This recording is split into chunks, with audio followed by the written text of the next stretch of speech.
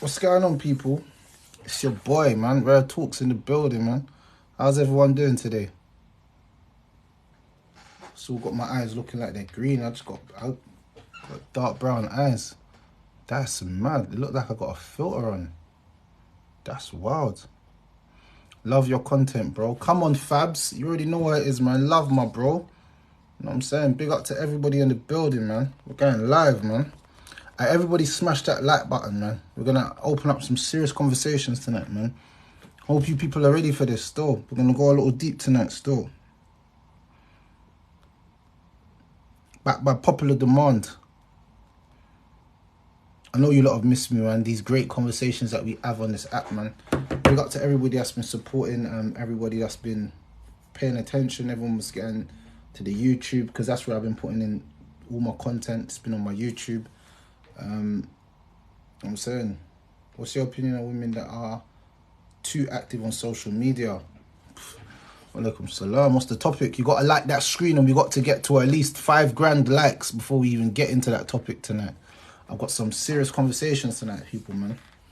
Hope everyone's blessed though, man. Big up Eunice. Big up Fran Buckley. You know what I'm saying? Big up everyone. Everyone smash that like button. Let's get them likes going up. Let's go, man. Let's keep going. Let's get them like buttons up. Everyone smash that like button, man. Let me help you lot out. Come, we need 800 people in there tonight. Come on. Games are we're not playing no games tonight. Shout out to Chelsea. Chelsea's the first gift of the day. Big up Chelsea, yeah? Big up Chelsea. Yeah, first gift of the day. Respect and love to you. Yeah?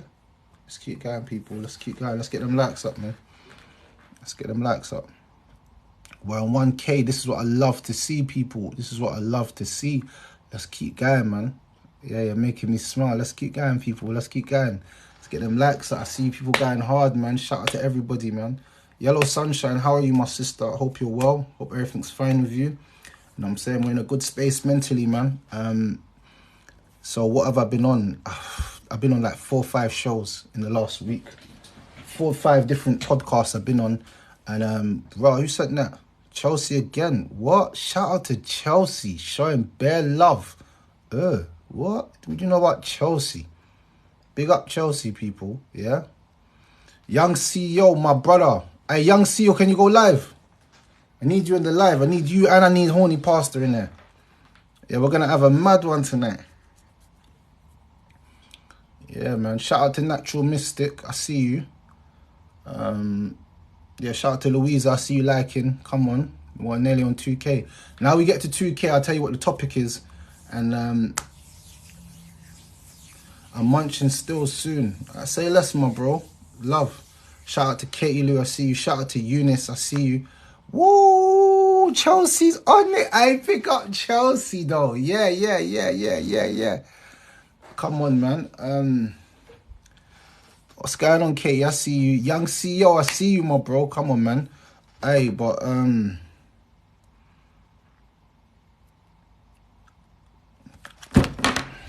so tonight, we're going to be talking about parenting. Now, I know you lot are thinking, what's Rare Talks on? You don't talk about this stuff. No, Rare Talks talks about everything. Let me keep it real with all of you out there. I talk about every single topic. There's no topic that I am shy to speak about. Yeah, there's no topic that I'm shy to speak about. Obviously, you know what I usually talk about, but tonight we're talking about parenting. You know what I'm saying? I've got my whole essay. Nowadays, when I do these things, man's got to have everything patterned properly. I've got everything in sections. You know what I'm saying? What are you doing, brother? That's mad. Tried to write me off. Mad thing. Yeah, big up to Katie Lou. I see you, Katie. Katie sending them gifts. Love. Come on. But no one ain't topping Chelsea. Chelsea's at the top right now. So a couple topics we're going to be talking about tonight. We're going to talk about parenting, identifying toxic relationships, breaking the cycle, trauma bonding, and pain, internal and external. So you lot might not have seen me on this app, but man's been doing my research, man's been doing my studies. Because you know what, let me be real with you. I can't be coming up here every day and not have my information on point. You know what I'm saying? Woo, shout out to Chelsea again. Yeah. I got to have all my topics and everything patterned properly before, like, I come up here and talk. Does it make sense? So more time, if I'm going to come up here and talk, if you ever see me on live, ever, from now on, know that I'm coming with a structured live. It's not going to be like it is diabolical how it used to be. It's going to be more structured because I want people to actually get some benefit from it. You know, one of the OGs sat down with me and he didn't pull it on me, but he just broke down to me like, you know, how I should be doing my thing so I can do my thing a little bit better. You know what I'm saying? And let me just say something to anyone out there. Yeah? You see, if someone comes to advise me sincerely from their heart and they tell me, look, Ro, like, you're doing this wrong or you're doing this right, I'm not afraid to take criticism from any man. When man criticizes me from like a good place, I'll take it. Shout out to Chelsea again in the building. Bow, bow, bow. Hey, Chelsea. Who's Chelsea, though? Chelsea's been showing love. Big up Chelsea. But, so criticism from another man doesn't make me feel like, oh, why is he attacking me? I know that sometimes I have to be criticized for me to grow. Criticism works as fuel into my back, either in a positive way or in a bad way. But I never sat there with people criticizing me and cried or felt bad. But what I don't like is when people attack me and then try to frame it as criticism. And I'm old enough to see when people are doing that to me. That makes sense? So today we're going to be talking about parenting. So we're going to talk about positive parenting. And this podcast today explores the principles of positive parenting with tips and strategies for raising confident, resilient, and empathetic children. So before we even get into this topic, yeah, positive parenting, if you're not a parent, this conversation is still for you. And if you are a parent, this conversation is vital that you listen to this. Because a lot of times we hear people saying, how do you raise a positive, resilient child? Now, first thing is the child needs to be eating the right nutrition. Now, you lot might be thinking, why is Rare Talk starting with nutrition? If you're putting the wrong things inside of a child, then it's automatically damaging their brain already. If I'm feeding you only chicken and chips, sweets, fizzy drinks, forget the teeth. What do you think that does to the mind? Obviously, it damages the body because as we get older, we understand what diabetes is and all kinds of other alignments and ailments that people get. But imagine what it's doing to a child that doesn't even know how to express how they actually feel at that moment. So what happens a lot of times with parenting is that people don't really understand the nutrition that you put into your child. So if your child's obese as a child, it's nothing wrong with that because there's always a way of how you can overcome that. You can always overcome an obese child. Obese children don't exist. It's called poor diet. Poor diet can be fixed in a child like that. It's when you become an adult and you've been indoctrinated to have bad, poor dietary needs, and then you go into your later life and it starts to affect your health in a younger age. Now, this is really personal to me, but I'm going to share this with you people because I like to share things that are very from the heart for me. I'm not a person, I don't shy away from my pain, and I'm not scared to speak my pain. My niece died of cancer at the age of 14. And they said that my niece was overweight. That's how she got cancer. They always blamed her weight on her cancer. So my niece, she died when she was 14 years old. It's about 7 years ago. 2013 or 2004. I can't remember which year it was. I don't want to remember. But my niece died of cancer because they said she was overweight. Now, I think it was more to do with, there was more other things going on with her, like the stress of what her mum put her through at a young age. No child should be a parent to their parent. That is another stress for a child. But that's what my niece had to go through. And I'm speaking about it today, but it broke my heart before. But the point of what I'm trying to say is that she had poor dietary needs. Now, if you want to be a positive parent that has a positive impact on the child, then understand that your child's going into a cruel world. Now, if you want your child to be positive in the world, then they need to have a positive outlook on their body. There's no child that's gonna have a perfect body, because everyone's gonna think, oh, it could be like this, it'd be like this. But when you're obese, there's children that will cuss you. There's people that will cuss you and say bad things to you. Oh, you're overweight, look at that fat girl, and that will make you feel a certain way. Does it make sense? Shout out to Biggs, man, my brother. You know what I'm saying? So you have to help the child in their nutrition and how they eat. And that's one thing where I saw a positive impact on my parents, what they done to me. My parents fed me so good that I was like the lion in school. So yeah, I was strong. That Jamaican food, them dumplings and ackee and saltfish and all of that, that was helping me, bro. You know what I'm saying? That was making me more stronger to go out in the world and do whatever I like. Shout out to my brother Curtis, DJ Flawless. That's my brother Curtis, man. Shout out to Curtis. So that's what I saw that happened with me. So positive parent, the first thing we're going to talk about is nutrition, making sure your children are eating right. Now, a lot of men, when they collect their children, because they're in a rush collecting their children, they go and buy their children takeaway, thinking that they're doing a favor for the child. I'm buying you takeaway, I'm spending my money on you. That's not always good. It's always good for your children to eat from the pot that you cook from, because there's love from the pot that you cook from. You see, my mum, you know why they call it soul food? Is because your mum's cooking with love. That's why the food tastes better. Even if a yard shop can cook better than your parents' food tastes better because it's soul food. And soul food is not just for the belly, it's for the soul. A lot of you lot don't understand that. Your children will love your food, not because it's the best made food, but because you made it.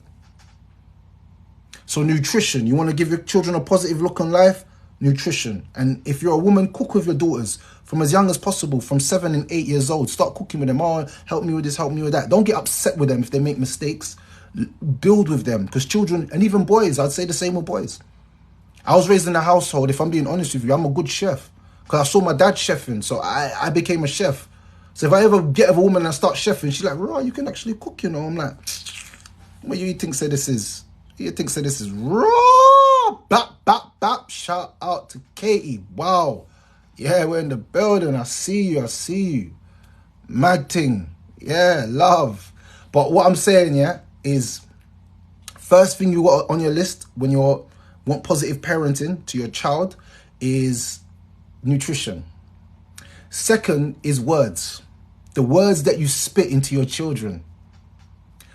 Listen closely to me. The words that you put into your children, the words that they hear you say, if it is coming from a good place, it's coming from an academic place, it's coming from a positive place, they will have an impact on their mind.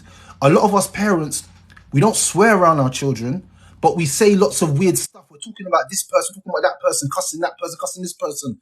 If we're negative with our words around our children, how can we not think that them words will have an impact on our children's mental health? Of course they will.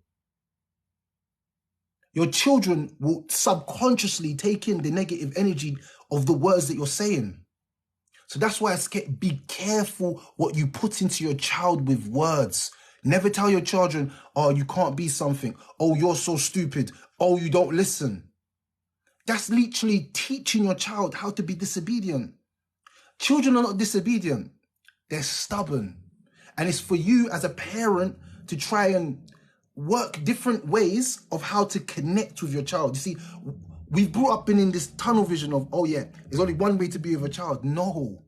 Find the best way your child communicates. And this is why I say it's good for you to do things like how your children learns. The younger you can learn how your child learns. So what I mean by that is there's a test that I used to do with people. Basically teach your children how they learn. Are they kinetic learners? Do they like touching?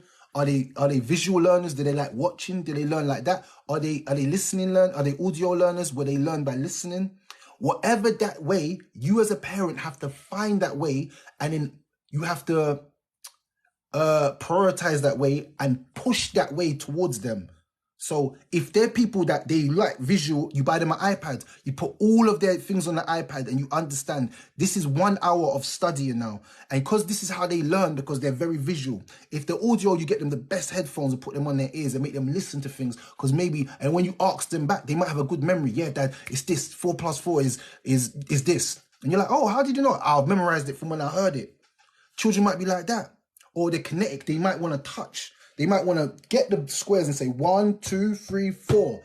I was a person, look, I count like this. Look, 1, 2, 3, 4, 5. I used to count on my hands. That's because I was a kinetic learner. I like to get things done. I'm a physical you. I like to, but my parents couldn't have told you that. I learned that myself in my old age. Like 3, 4, 5 years ago, I learned that. I'm a grown man and I learned this about myself. If I learn about my children from a younger age, I know where the teacher's going wrong, because more times teachers are not teaching your children. They're teaching a classroom. Listen up to me. Teachers don't teach your child. They teach the classroom. If your child is receptive to that way of learning, it will benefit them. If they're not, it's not going to benefit them. Your children can go to school for years and be at the bottom of the school list, not because they're not smart, it's because the teaching method they're giving them is not the correct way. But you can't rely on a teacher to teach your child. Again, you can't rely on a teacher to teach your child. Manners is from the home. The first place children learn manners from is their home.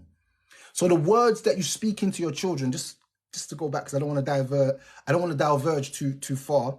The words that you speak into your children, positive parenting, is that when your child says, oh, it's too hard, you say, no, it's not too hard. You just got to try a little harder. It's not too hard. Try a little harder. You can do this, man. I believe in you. And then when your child does do it, you know what you say to them? You're so amazing, man. I knew you could do it, man. Big you up, man. Yeah. Yeah, I love it. Show them love. Show them the smile. Show them good energy when they do something right. Because if you're a parent that is only, like, the only time a child sees emotions from you is when they do something wrong, then they're not going to know what love is. They're not going to know what positivity is. They learn negativity from their home more than they learn it from outside. So praise them when they do well. So that when you do say something bad, when they do something bad, they realize it's not from a place of anger, it's from a place of love. Because I praised you when you've done well, and I'm disciplining you when you do something wrong. You know what I'm saying? And discipline doesn't have to be with hitting children. I don't believe in hitting children. I will tell you as a parent, beating children is not the correct way. And I don't believe any parent out there needs to be beating his child. Don't beat children, please. Children don't learn from beating. Children learn from praise and encouragement. I will never have to beat my child for my child to do that. You know what I'm saying? Thank you for being a role model for young black men. Thank you, my brother, for spotting that, and respect to you and love. So don't go out there and think, oh, I have to beat my children for them to listen. No, speak to them. You know, there's a lot of ways, yeah. Never be ignorant to learning new things about how to be a better parent. No one is a perfect parent, and we're all learning. All of us, every single person on this planet, every day we're learning. And let me tell you, look, a truthful fact. I used to watch Super Nanny. Yes, me. I used to watch Super Nanny. Why? Super Nanny gives you bare tips. I don't care what people think. Super Nanny. And don't ever think that, oh, I don't need to do that because I know how to be a parent. Some of us, our parents weren't even good to us. Let's be honest. Some of our parents weren't even good to us. It's only that they are our parents we let things slide. Some of them weren't good to us. They just mashed us up. Yeah, it was good. What did I learn from that? There's always a better way to do it. So the first way, nutrition. What you're putting inside that child's body will affect their mind. Number 2, the words that you speak into your children. The words that you speak into your children. And number 3, in positive parenting, is by always try to get your children to see how to deal with conflict. Now, let me tell you something. Life is a war. When your child leaves your care, they go into a world that is full of diabolically deranged, unhinged humans. You've got to be the first to teach your child. You've got to be the first to teach your child how to deal with conflict, especially as a young man and especially as a young woman. You've got to know how to deal with conflict. when a man's trying to move to your daughter, does she be rude to him and he beat her up? Or do you teach her how to be respectful and still get the way that she wants and still get the message out that she wants? Shout out to Katie again. Shout out to Star. So you have to teach your sons and daughters, how to, you know, move in the world full of villains, if I'm honest with you. And how to do conflict resolution. Conflict resolution in children is very important. And that's why sometimes, I don't know about you lot, but if you see your children arguing, let them see if they can come to resolution. If they can't, one of them are going to say, I'm going to go and tell mom. I'm going to go and tell dad. Then you take it on and you say to them, you outline to both of them where they both gone wrong. Yeah. And then what you do at that time, as you make them both go wrong, yeah, you make one of them go, all right, you done this wrong, so this is what I'm going to do with you. You done that right, so I'm going to do this with you. Does that make sense? So that's how you kind of break the mold with the children. And it's important, you as a parent, yeah, always in the back of your mind, remember that conflict it's not alien to children, but how to deal with it is. So children go through so much conflict in primary school. I can tell you all the conflict I went through, and I can tell you all the conflict I went through in secondary school. But there was no one breaking down to me that this is the correct way to do it and this is the wrong way to do it. Does that make sense? So if you want to teach your children about the world and positive parenting, then you need to teach them about conflict resolution. Because life in general, when they get older, when they're teenagers, at least they have something that they have a manual of something that they can fall back on in the back of their mind, not just violence, because that's what society teaches you, violence, or it teaches you to just accept. So for some children, conflict resolution is them just accepting bullying. They accepted being bullied. And how many people have been bullied and it's affected them to this day that we're on this planet? To this day, they're still affected by the bullying that they went through in primary school, secondary school. How many kids, I can tell you, 8 out of 10 people on this live was probably affected by bullying. But you didn't know how to deal with that bullying. You didn't know how that bullying was going to affect your mind and how you are today. So if you teach your children conflict resolution, it's not to not get bullied, it's how to deal with a bully. Does that make sense? So all theory until they have to put it in practice. But at least you're giving them a theory to put in practice. Imagine having nothing. It's harder when you don't know anything, and it's easier when you do know something. Not to say that you're going to get it right. Every child has to make mistakes. And I think as a parent, a lot of us, we see our children's mistakes and be like, no, don't make the same mistake as me. They have to. Making mistakes is a part of learning. And I learned this from building my own business. Do you know how many mistakes I made at the beginning? I bought the crappiest mics. I bought the crappiest boom arms. I bought the crappiest this. I bought everything wrong. I done everything wrong at the beginning to build a studio. I rushed.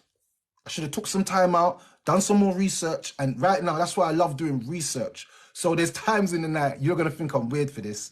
Yeah, but I take time out of my day to actually research. If I want to buy something, I'm watching 100,000 reviews. I'm reading thousands of reviews. I'm doing so much when it comes to the mental work of trying to find out something. I do a lot of research before I buy it. I'll be honest. That's me personally. Before I test any product, I wanna see if it's good or not. So positive parenting again goes down to these 3 things. Before you leave that topic, can I just interject with something real interesting that I found about rough and tumble play in males? Go on. So interesting, right? It's Jordan Peterson, don't know if you've heard of him, a Canadian psychologist, super smart guy. And I never thought about it like this, but imagine in this sort of like, in this day and age, we don't allow our kids to do as much rough and tumble, right? It's all like, no, you're hurting him, no, get off him.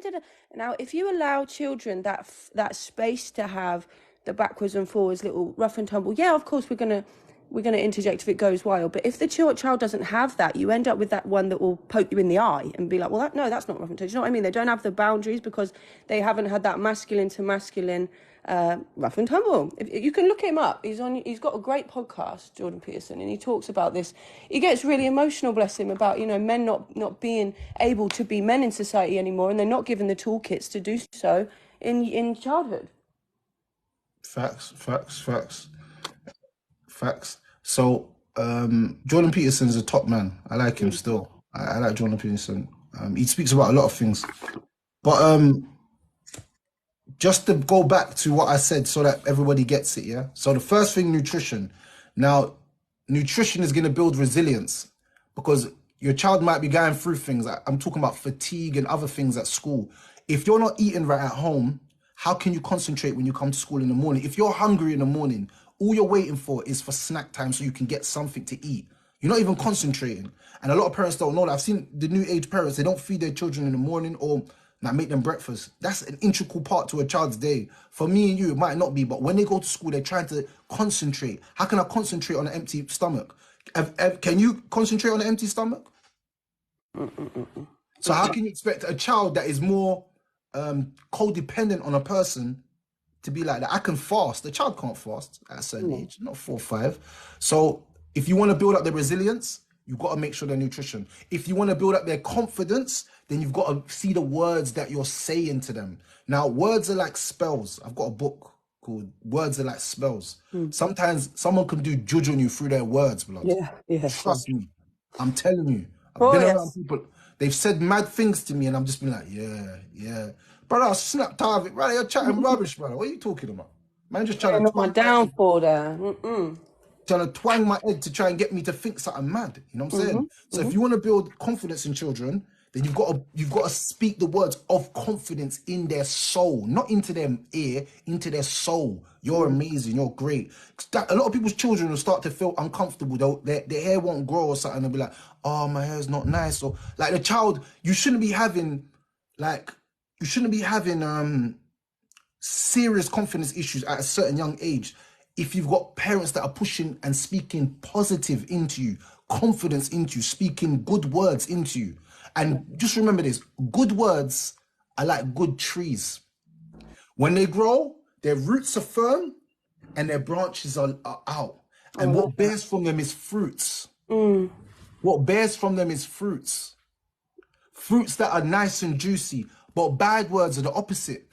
It grows a thin beak and the branches are very weak and the fruits on it are very sour. That's That's the actually, I same like with that. I words. like that analogy. That's how bad words are. So yeah, and if you want empathetic children, then teach them conflict resolution. Now you might be thinking, how do you become empathetic? Because you learn how to resolve things by listening and conflict resolution. Conflict resolution is the reason why some men used to be savages and now they're more calmer and they got more of a heart to humans. Before they never had one. But that's because of conflict resolution. Being able to know, I'm getting here. All right, let me stop here. I don't think we should be friends anymore because what you're doing to my soul is you're making me very angry. I don't want to be angry with you. You do A, B, C, D, and I don't like it.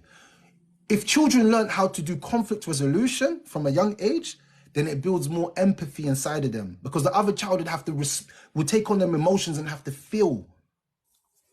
So, and it helps with bullying as well. So yeah, that's my ways. Anyone wants to say anything, you can come up. Someone said something in the comments there I was going to ask him. What was it? 2 seconds. He said, "What was that KSI for an example? He's a perfect example of why society's gone soft." Is that what you're saying, Mr. Conspiracy?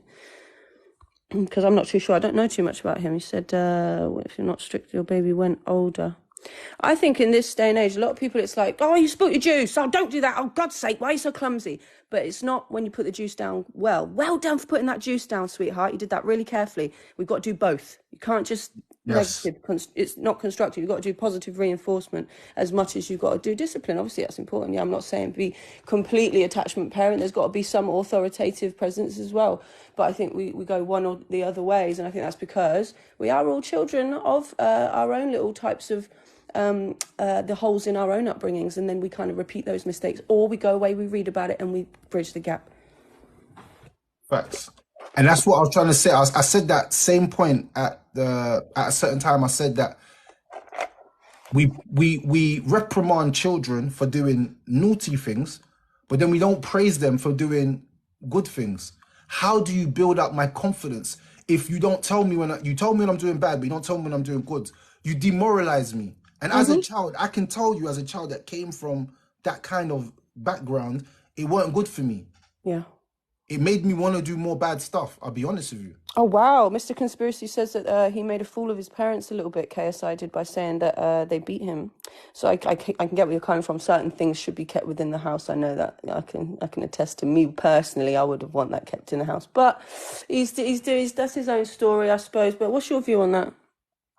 Nothing wrong with that. If that's his truth, then he's speaking his truth. I feel like at a certain age in everybody's life, we have to speak our truth and live our Hmm. truth. And it's important that we live our truth, that we don't live a lie. Yeah. Because living a lie is more detrimental to you than living your truth. I'd rather live my truth than live a lie. Who you are is your experiences. That's one thing you can never take away is your experiences. So anyone that's out there that's gone through something, there's no shame in saying what I've went through. There's no shame in it. I don't feel shame in it. No, and there's no If you shame in feel Scarlett's story either, Denboy. Let's open that conversation up because, why not? Let's talk about that. Now, what Scarlett's doing is building a future for herself and her son. So whatever she does to do that, because there are some people that perhaps in this chat that make their money in unsightly ways as well. So let's just be careful how we're talking to each other and stuff. what happened with Scarlett? Scarlett's in the chat down here. Denboy's just saying, not you making XX videos and then your son. Oh, Scarlett's up. Hello, darling. Hello. Them videos may be there forever, but if you think that my child won't have that understanding when he gets to that age where he can understand it, of course he's gonna know that, mum used to do that, because I don't think I'm gonna still do that when he's of age to understand that. Of course it's gonna be on the internet forever. Everything you do is on the internet forever. Of course I know that, I'm aware of that. But when my child hits that age of understanding, he will understand. And as my child, I would hope that he would respect me and not, Yeah, he will do. Of course he not will. disrespect me and not speak to me in the way that other people do speak to me. And he would protect me as well in a way, because, of course people are going to have things to say, and that's fine. But if I carry a role model, and regardless of what I do on the internet, that's not going to affect him. He's 2 years old. So what if he does hear about it, or if he does go to school and people are saying, oh, your mum does this, but why do them kids know about it? Why And do let's any be real. kids know about You it? could be the That's Denboy. I not my hope you've got problem. a That's a clean problem at record, their and home. you know what I mean. Do, Because you do, can't. do you know what I find? You know what I find amazing, yeah? As a grown up, I would ask Scarlett more deeper questions than trying to throw you under the bus before we even get into a conversation on that level. Because to all I know, you could have gone through some real stuff in your life that has led you down the route that you. But I feel like that's more for me. That's more of a grown up kind of conversation and a grown up way of how to approach you as a grown up. Does it make sense? If I was a little boy, then the first thing I do is I jump to insulting and talk about personal things. I don't think anyone should be talking about anyone's children anywhere. So I feel that's disrespectful in any way. Well So done. if Yes. you think you're being a respectful man talking about someone's children, I don't respect that still. Regardless of whatever the person does, don't talk about their children. Talk about what she does. Don't talk about people's children. I don't respect that. Don't talk about people's children. Leave people's children out of it. Children are innocent in any sense. You know what I'm saying? Regardless of whatever. You know what I'm saying? So All you need to know is that he's fed and he's looked after. Do you know what I mean? You are just saying, I but words regret hurt it. I can sometimes. Give it handle rest. that. I regret a lot in my past, and I've managed to handle that. So if I come to regret this in 5, 10 years, then let me regret that. You don't need to worry about me. Yes, you handle your you know what, business, girl. Scarlett? I respect that. I respect that. And the reason why I respect that is because you see, it's gonna sound funny, yeah? A lot of girls will say they'll look down on you, but they do the same exact thing. They just hide it better. Does it make sense? So Yeah. I hate that people try to think that they're on a moral, better compass level than others when they know better than anything. Does that make sense? So No, just keep we all don't do let people things bring that you we're not down. proud of. So it is what it is. Do you know what I mean? And, All of us, you all know, of us, all of we've all us. got different opinions, and it is what it is. I could be doing something else, and 500 other people are still going to be mad at me. So You're not doing anything illegal, Scarlett. That's what you got to remember. So you've got nothing to worry about. exactly, You're my doing it bills right are by paid, yourself. my son's fed, I'm fed, we're happy, we're blessed. Dress nice, look nice. That's the problem. You see, just hating. That's all it is, girl. So don't, like I say though, yeah, don't unless you're the child's father, dem boy, you shouldn't be so concerned. You shouldn't be so concerned with the child, because if it's not your child, I'm starting to think you're a weirdo if you keep talking about children on lives. But my And child's welfare is all intact, you know that, right? My child's welfare and how he's cared for, what food he eats, the clothes he wears, the alaikum baths he has, salam. the bedtime he has, the nursery he goes to, he's patterned. Everything in his life is patterned. No one can ever come for me about my son because he is patterned, and he will be patterned for a good time. I And think I there's was news sure about of how that. many women do this as well, because this guy's like, oh, I'm just saying it's hard love, you know, it's going to affect him when he goes to school. Well, let's think about all the other kids that have got, you know, It won't affect him. criminal parents I or wouldn't allow that to affect him. And if it wasn't ever affecting him in a school, I'm not allowing that to happen. How are kids bullying my kid because of something that I'm doing? That's not okay. doesn't happen. But these are the arguments that they like to bring up But because they don't have any others. you see that argument to me is irrelevant. The most important thing is how is the child's mental health, and if it's good, then shut up. Don't talk about the children. You know what I'm saying? Once the child's not in danger of his life, then let the child live. You know what I'm saying? So I don't really get. I find it hard to kind of like I said, it's better to have more of a grown-up conversation with people to understand where things are coming from than just trying to demoralize somebody. I don't see the point in that because there's no resolution in the end. I'm just cussing you. Yeah, Okay. it's just You're not sending gonna out that stop doing what you're negative. doing. I can cuss you to the sky blues. You're just gonna be like, cool, whatever, whatever. You probably heard it all before. But if I have a deep conversation with you, then maybe we can get to the root of something. And I think for me that I'm more solution focused than problem focused. So I want to know where did this all start from? Was this and other things about you? Because I feel like nobody's just one dimensional. Does that make sense? Oh, you do this and you're like that. You might have a whole story behind everything, and then it might even get deeper, and then it might even make everybody start going, damn, boy, that's deep. You know what I'm saying? Nobody knows no one's true story. Like, you wouldn't know what I took to get to where I am now. But if I was to tell you, you'd probably all break down and cry. Like, if I told you my story and where I came from to where I got to. And everybody's on their journey. Scarlett's on a journey, Break the Beat's on a journey. Every single person in there is on their journey. And whether I make 100 mistakes on my journey, that's for me to turn back and say, I made the mistakes. Oh, no. Facts, proper. Scarlett, I didn't even know. This is one thing that I want to say as well. I didn't even know that you had a son because what? You keep your page to what it is. You stay in the theme of what it is you're doing because this is your business, if in effect, right? This is where you promote. You don't put your child on there. And I didn't have a clue you had a child. So for that guy to plop that in there, well, that was some digging you done. I didn't know that myself. And I talked to you, Scarlett, a few times. So I rate you for not putting your kid on the app personally, and you, I don't know how this guy perhaps he knows you in person, but yeah, there are people that put their children all over the app to get money from the app. I mentioned it in the comments, so that's how he knows. Oh, But yeah, only rarely will I ever mention him. Obviously, I'm not going to post videos of him when I'm posting the type of videos I'm exactly, posting. yeah, because you're smarter than that. Yeah, I rate you heavily. Since the first day I clocked your profile, I thought, yeah, I rate you. I know you are, and I like you. You got a good vibe about you. When you go live, you're always just chatting, nice and friendly. I like your energy, man. Bless, I like your energy as well. Come on, man. That's what I want to see. Good energy, no bad energy.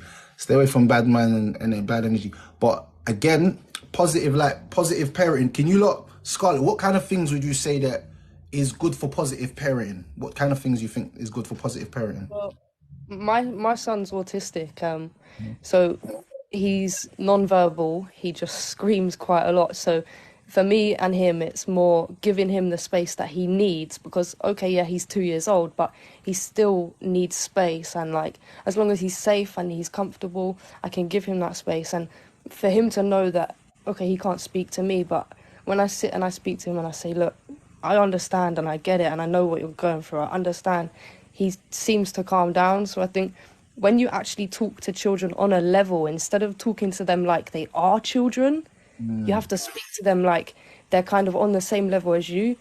Then they understand and you understand, and it just makes it so much more easier to deal with. And you're not shouting at them, they're not crying. It's just so much more easy. Mr. Conspiracy says you're not allowed to discipline your child. Do you mean spanking, mate? Is that what you're saying? You can discipline your child, but I feel like the way that people think discipline is beating or dragging or hurting your child. I don't think you need to cause physical harm for a child to understand the point that you're trying to make to them. You know, one thing I learned from what's that Super Gran? Was it not Super Gran? What's her name? Man? Super Nanny. Super Nanny said, when a child's acting bad, go down to their level, look at them in their eyes, make eye contact with them, and talk to them. And you know what? Yeah. When you do that with a child, yeah, and I take a lot of things from Super Nanny. I ain't gonna lie. I ain't gonna sit there and cap. Super Nanny's got some. If you don't know about Super Nanny, she's old school. I think she don't do it anymore. But Super Nanny is sick. Her, her ways of working work. I'm telling you, don't ever pull it out there. Yeah. So you go down to the child's level, you make eye contact with them and say, I don't like, and in a nice calm, you don't have to shout. Why do people shout at their children? You don't have to shout. Children don't, you know, when you shout at a child, it goes in one ear and comes out the other, you know that, Oh right? yeah, yeah. You're just giving them fear. You're just making them Do you, scared. do you know when my mum shouts, yeah, even to this day when she shouts, I just look and I'm just like, she's shouting again. Like, it doesn't, it has no effect on me. She's been shouting for so many years, it has no effect on me. But the fact of what I'm trying to say is, when my mum would sit me down and talk to me like this, yeah, son, listen to me. Them words, yeah, used to penetrate my soul. When she used to sit down calmly with me and tell me something, it used to like really impact me. So Super Nanny said, come down to the child's level, so it doesn't look like you're towering over them. Look them in their eyes and tell them you don't like the behavior that they're doing. And then speak once and then just keep moving. Whether they're crying or not, it will subconsciously, eventually the child will stop. And I've done that a few times and it's worked. I'm being honest. I've seen that way work. So don't belittle Super Nanny's way. They do. Mutual respect is children do get it, and it's not hard. Children do not need to fear you. If your child fears you, your child is never going to come to you for anything. Exactly. And just break. The worst thing you can do as a parent, the worst thing you can do is make your child fear you. Now, understand, there's two types of fears in this world. There's fear for respect and there's fear out of harm. None of children. There's fear for respect and there's fear out of harm. Whoa. Fear for respect. Whoa. What was that? Man recording me. Man's got me on the speaker or something. What's that? Alright, so look, you got two types of respect. You got fear, you got the fear out of respect. So my child, you got two types. Hold up. Is that Scott? Aye. So you got the respect where your child respects you, so their fear is out of respect. And a lot of us got fear out of respect for individuals. Meaning that I wouldn't go up to a UFC fighter and be like, what prick, I'll bang you in the face, because I respect that he's a UFC fighter and he might be able to knock me out. It's not that I fear him, but the fear is a respect level fear. And that's what you want as a parent. That when you come to your child, the child don't feel you're going to mash me up, but they know that you're going to give them a good talking to out of love. And that's called respect. Always remember that. Some people have step parents that they respect, but they don't fear, but they respect him. So they wouldn't do things out of respect. That's his level of, there's two levels to the fear. Not always, fear's not always a bad thing. Mr. Conspiracy, do you have children then? 100% he doesn't, because if he had children, he wouldn't just be beating his children black and blue, because anyone that's doing that. You know it's not working. Yeah. That's not gonna, it's not a good thing still. I don't respect that still. I feel like if you discipline your child to the point where they start fearing you, they'll start acting up when you're not looking, or, you know, when you've got your back turned, they'll start doing things and trying to catch you out, or it's just dramas you don't need. Yeah, so don't fall into that trap, people, of like beating children and then thinking that it's normal and it's acceptable. It's this, it didn't hurt me, so it'll be okay. Well, wait till you get to like 35, 40 and then decide if it hurt you or not. Beating children, like I said, I just feel like there's a better way of making a child understand you. Does it make sense? That's just my personal opinion. Everyone's entitled to their opinion, but I wouldn't myself want to beat my children, regardless how bad they are. I'd want to sit down and talk to them, because I feel like there's behavioral problems that's going on that I'm not addressing. And me as a parent, you have to identify problematic behavior instead of just beating them. It's like I've got like some disease on my arm and all I'm doing is putting a plaster over it, and it heals, but it keeps coming back because all I'm doing is putting a plaster over it. There's an actual issue wrong with me. That's why I keep bleeding. But I'm not healing the problem. I'm just giving it a temporary fix. And that reminds me of when people take drugs because they got something wrong with them. So like I remember when I was taking what's that thing, man? The strong painkillers, man, because my tooth was hurting me. I can't remember what it's called. Codeine, tramadol, oxy, boom. Bro, man knows all the names. How you know all the names? I got arthritis. Bro, I don't even know all the names. I just know one. Disease. It's called, there's one name, man. It wasn't one of those, but there was a strong one, man. Anyway, but I'll take that pill, yeah? and basically it would make my teeth, the pain go away, but the pain was always there. So when it weared off, it would come back. So you have the same with children. If a children's showing you bad behavior, it's because there's something wrong. You have to identify that actual problem, and then everything will be better. Instead of just beating them and putting a plaster over it, try and speak to them. That's my advice to everyone out there. You can take it or leave it. What other things do you think we can do for positive parenting? Ooh, imaginative play, getting down on the floor and like my little brother is 15 years younger than me, so I was still sort of a child as well myself. I didn't find it too hard to go back into that creative space and imagination and grab that Batman, and I'll talk to him the same way he talks, like, yeah, man, like, and then this one like comes over here and he'll go like this, and then we'll be like, whoa, just mimicking them to like kind of get down to their level. I don't know, that's hard. Yeah, you know what? That's good, man. What about encouraging independence? What I've realized nowadays is as much as we've gone forward as a generation, like I hear people saying that their 14-year-olds not allowed to go to school by themselves. And I feel like there has to get to a certain age here where you have to let children be independent to a certain extent. Yeah, but these days, can you let them? Because look at the world and look at 14-year-olds doing things to other 14-year-olds, and the world is crazy. I think on that it depends on where you live and the area, the people in your area. So I do get that I completely understand, because I personally, my brothers are 16 and 17, and they tell me they're going town, and I'm like, no, you're not on your own. Like, even I'm not even their mum, and I get scared, because it's not, the world we live in today is not a nice world, and it's not a place where kids can just go out and be kids anymore. And it's scary. I hear what you're saying, and you do have a point. It is dangerous when you do think about children leaving the house. But I genuinely believe that if you don't give them the access of independence, then as they come older, they become codependent. And that's when you hear 16-year-olds start saying to their parents, Mama, you're going to pick me up from here, you're going to pick me up from there, you're going to do this for me, Dad, can you do this for me?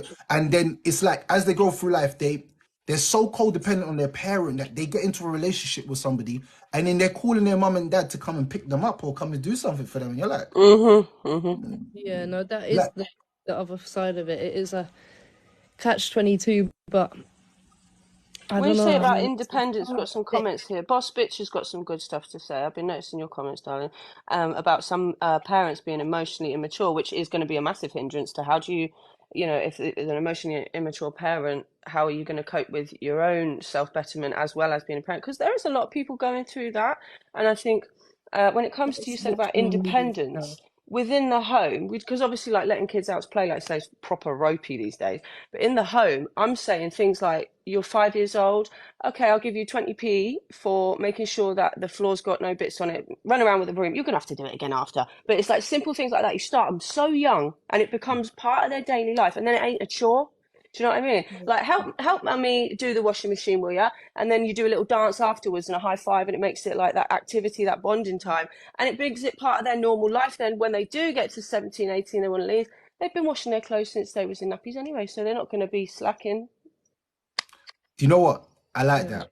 I like that. You know what, Break the Beat? That's a really good example that we start off the independence inside of the house. I really love that because I feel like as a mother or a father, you should be teaching your children when they get out of bed in the morning to actually do their bed. And I know Yes. this is gonna sound really small, yeah, but do you know when you get out of bed and then you do the bed, yeah? Do you know that's your first achievement of the day? That's like your first milestone, that you got out of bed and done the bed. It's like I've made my first goal of the day has been completed. Yes. 100%. If you 100%. can do that first goal, it feels like I can do more. Yes, absolutely. So So get now into I'm that gonna go routine. downstairs, I'm gonna make breakfast, I'm gonna wash my plate as well. See that little, it's them little independence, like my sheets are dirty, I need to take the sheets off the bed. Not the mother does it all the time. Child takes the sheets off the bed and puts them in the wash. Yes. Teach your children how to use washing machines. Do you know what? This is actually real. You're not gonna laugh at me when I say this to you. Yeah? I did not know how to use a washing machine at the age of 17 years old. I believe that. I believe that. Because I know 30-year-old men that don't.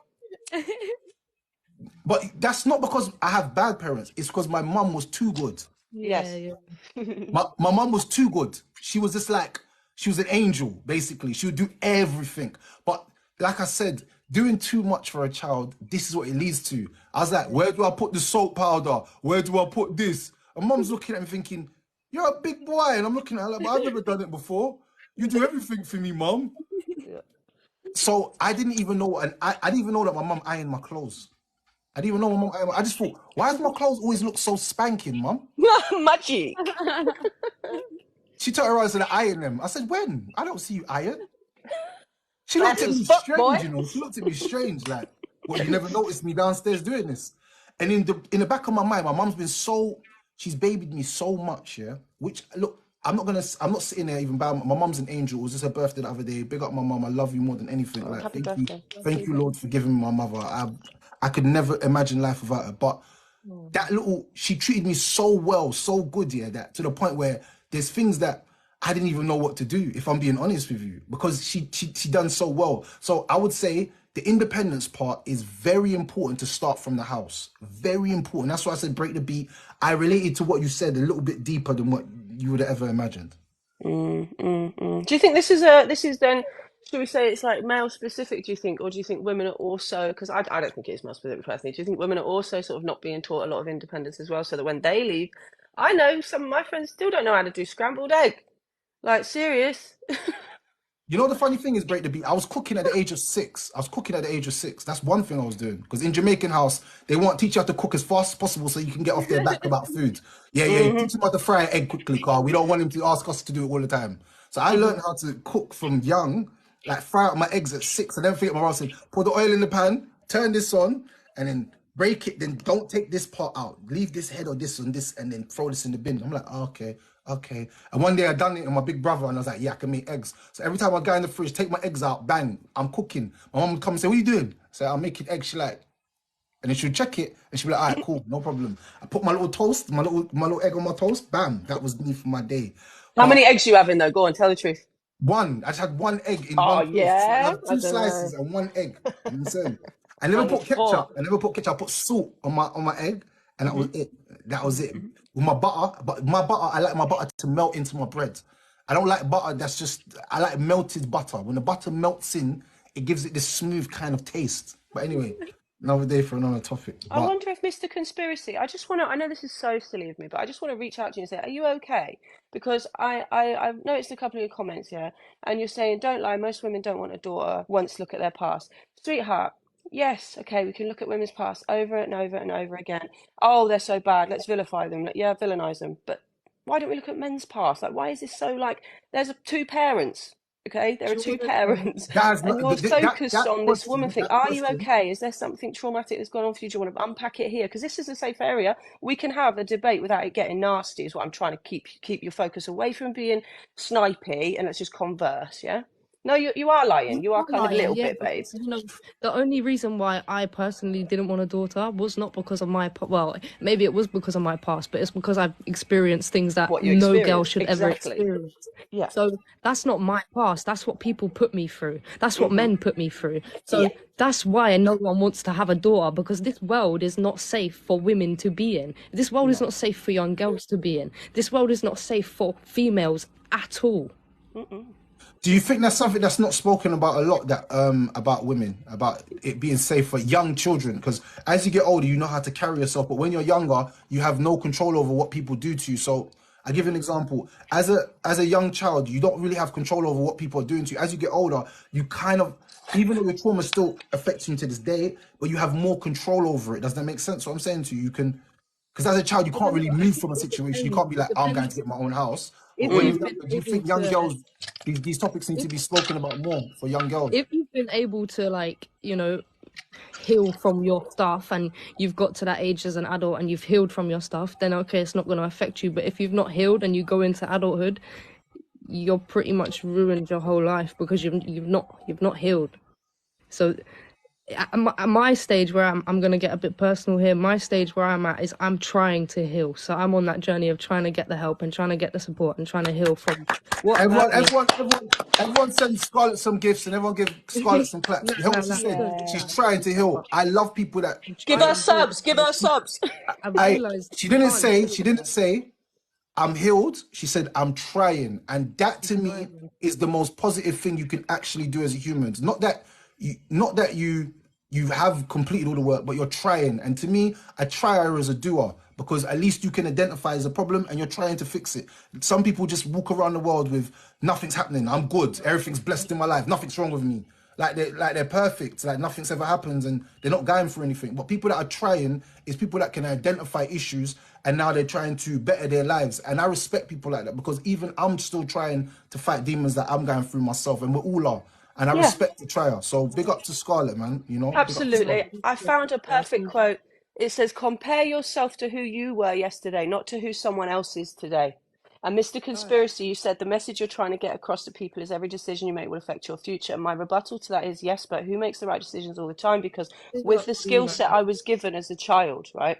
I'm not going to get too personal again, but the skill Big set up. I was given as a child Send was them that gifts I to was Scarlett. Come to on. be kind of submissive to men. And so it's taken me probably 10 years to get out of that role and that mindset where I'm not open to abuse. I'm not vulnerable anymore. So yeah, I made the baddest decisions. Trust me, some big bad ones that could have had me in jail or dead. But they're my decisions. I don't need anybody to remind me that I made the wrong ones because, like we just said, we're all evolving, we're all growing. Have you ever made a bad decision? You must have done. So let's take away this kind of like you've got some sort of blockade in your mind. I think it would be ego. Do some mushrooms and drop that ego away. Realize you're just a flesh sack and you're just a soul in a flesh sack, right? We're all trying to figure out how to operate in this plane. Okay, we're not really sure what our purposes are as we're growing up, so we are going to make the wrong decisions. Okay, but yeah, pull up Scarlet Mighty as always. This is your favourites in the Oh, chat. Look, big up G, pull up. lovely, lovely to see the love. But yeah, like I said, I respect anybody that believes they're on their journey and they're trying their hardest to elevate. That's a beautiful thing to me, and I respect people We're that all are on on a their journey, journeys. just everyone's is different, and some people go through more struggle than others, and it is what it is. We all Yeah. overcome things. Some people overcome it sooner in life, and some people wait. But I can tell you this, Scarlett, it's a lifelong journey of discovery of healing. Healing never stops, it never ends.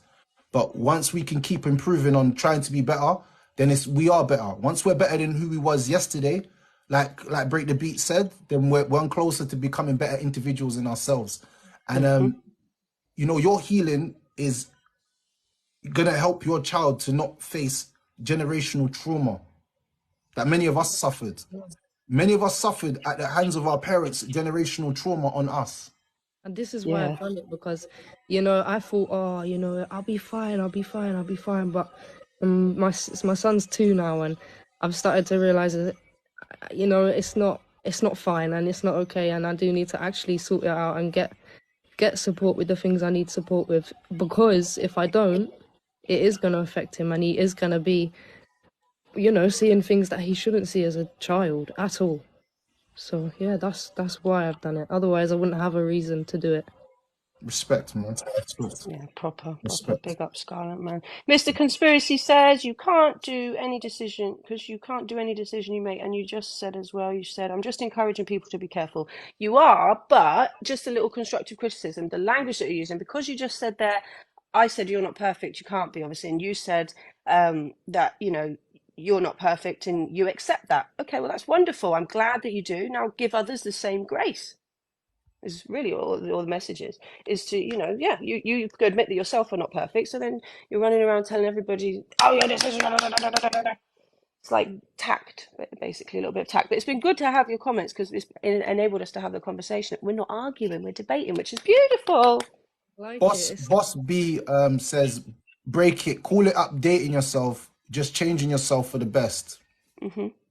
So you see, I believe that you can create and cultivate an area of whatever you want. So if I want to create, if I want to cultivate an area of negativity, then all I need to do is make my energy and my frequency be on that level. If I want to cultivate a place of positivity, I'm able to do that. Always remember one thing: you're enabled to cultivate where you are and the position that you're in. You are able to do that. Even though you think you're not, you are. As much as people tell you you're not, you are. And I'm telling you, as a person that has cultivated this circle in a very delicate way, that I don't have a lot of people around me, but everyone believes in me. I don't have a lot of people around me, you know, but everybody believes in me. Because if you don't That's believe in me, important. you've got to get out of my circle as fast as possible. Because I don't accept that in. See what I'm saying? So big up to all the people, man, doing the best work on themselves that they can. You know what I'm saying? Positive parenting, that's what we're talking about tonight. Anyone who's got any questions or positive parenting, send them in. Anyone that's got any ideas of how to do positive parenting, you know, send it in as well. Balancing work life and family life. This is very important for positive parenting. So you've got a job, but when you finish work, some men, they don't see their children wake up in the morning because they're out the house early, and they don't see their children because they're in bed by the time they get home. So when do they actually get time to actually spend time to build a bond with their children? This is very important as men. And I'm speaking And the from government are experience as raising well. the kids for you. That's the scary bit. Because if you don't have those 3 hours that you get a night with your child, that's not enough, is it? Really? And It's then you're not sending them to school, and the indoctrination and the institution. facts. Facts. Why So did you just go quiet? yeah, I think something happened. So Sorry, yeah, my bad. exploring strategies for your I got a phone juggling call. demands of work and parenting while maintaining a healthy work-life balance is so important for positive parenting. Children need to be able to see that their mother and their father is working, but also at the same time spending time with them, because that's how you build that love and that bond with children. Children need time where they even, and that's why it's always good to have one thing as a man you do with your children that your missus don't do. So I give an example. If you're living with your missus, you're the one who baths them and reads them bedtime stories every single night. Make that your goal. You won't see it now. You won't see it now, but in the future, you will see the effects and how that built a positive mind for the child.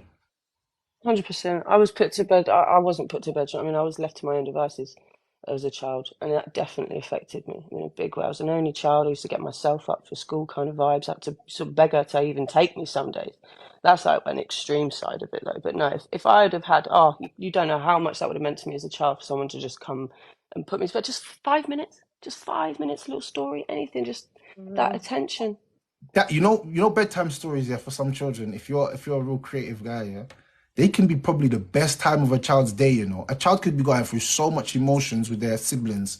And you see that little moment that they're in some different reality where you're talking about, and the big monsters entered the room. No, they are the Who's best. knocking on my door? And the kids are like, ah! Kids are so funny, you know. No, And they kids are are. so funny. They're brilliant. You're acting it out, and they're like, oh, Yeah, the man, they're guy's loving crazy. You're life. like, it's not that deep, but yeah, go on. So that little bit of time that you're spending with a child doing that, as much as it seems like a small thing to you as a man, children will remember it forever.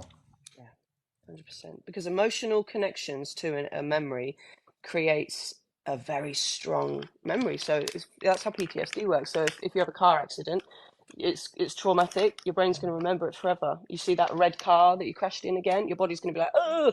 Same for good memories as well. Like those memories stick around, and then when you smell that smell of a churro or whatever, you remember. Oh, I remember when I went to Disney with my mum. Love that smell. You get me? Facts. And you know what is even I remember my dad taking me for a haircut. That was I know you lot thinking, what? Random. That's one memory that I have of my dad in my head all the time. That the guy used to take me for a haircut. And you know what? I didn't like the haircuts, but I used to like the time that we used to spend. I didn't Man really care about time. the haircut. But I remember it was like, man's rolling with my dad today, like, yeah, I'm rolling with my dad, like, rolling with pops in it, like, you know what I'm saying? Like it's a big man to like, yo, I'm rolling Yep. with pops, like, you know what I'm saying? Like, I thought I was all tough in that. I thought I Going was in the tough. barber shop, meeting the boys. Yeah, I yeah, can see you yeah. now. Go on, yeah. Yeah, give him this haircut. And I'm like, no, I don't want that haircut. But I was so young, yeah, I didn't even have no like courage to say, I don't want that haircut, you know, that haircut is mad. You can't give me that, bro. I don't want that. I'm not that age anymore. I want short back and sides. Like, what can we get my thing? Man is just doing whatever he wants. So, yeah, memories, positive memories of children will stay with them forever. Like that stayed with me. So don't ever belittle even taking your child to the barber shop. Don't even belittle that as a man. You know what I'm saying? Them little things in life, you have to treasure them as well. And if you're not enjoying them either, your kid knows you're not enjoying them, so you have to make sure you're both going to enjoy it because otherwise it's just a waste of time. Trust me. Like, So another thing is nurturing self-esteem. What does that mean to you lot? Nurturing self-esteem. Nurturing self-esteem. Well, it's self-care. I don't think a lot of people know what self-care even is. I think people need to understand that self-care comes down to the minimum things of brushing your teeth every day and, making sure that your nutrition is up, taking your ginger shot in the morning. That is self-care as well. And that in time will produce you your self-worth, I would guess. Facts. yeah. Facts. Self-esteem for me is